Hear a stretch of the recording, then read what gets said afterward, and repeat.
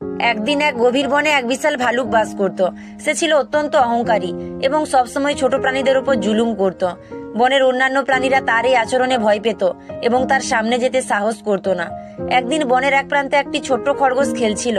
হঠাৎ ভালুকটি এসে খরগোশটিকে বলল, তুমি এত ছোট, তোমার কোনো শক্তি নেই, আমি চাইলে এক পলকে তোমাকে গিলে ফেলতে পারি। খরগোশটি বুদ্ধিমান ছিল। সে শান্তভাবে বলল, তুমি বড় এবং শক্তিশালী হতে পারো, কিন্তু বুদ্ধি সবসময় শক্তির চেয়ে বড়। আমি তোমাকে শেখাতে পারি কিভাবে বুদ্ধি দিয়ে বিপদ থেকে বাঁচা যায়। ভালুক হেসে বলল, তুমি তুমি আমাকে শেখাবে? খরগোশ বলল, চলো আমি তোমাকে দেখাই। সে ভালুককে একটি গভীর কুয়ার কাছে নিয়ে গেল এবং বলল, এই কুয়োর ভেতর আরেকটি বিশাল ভালুক আছে। যদি তুমি তাকে হারাতে পারো তাহলে তুমিই হবে সত্যিকারের শক্তিশালী। ভালুকটি কৌতূহলী হয়ে কুয়ার মধ্যে তাকালো।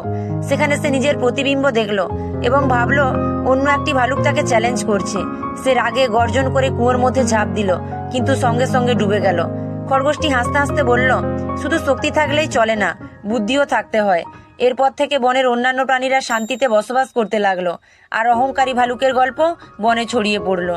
এই গল্প থেকে আমরা এই শিক্ষাই পাই, শক্তির চেয়ে বুদ্ধি অনেক বড়। অহংকার করলে পতন একদিন নিশ্চিত।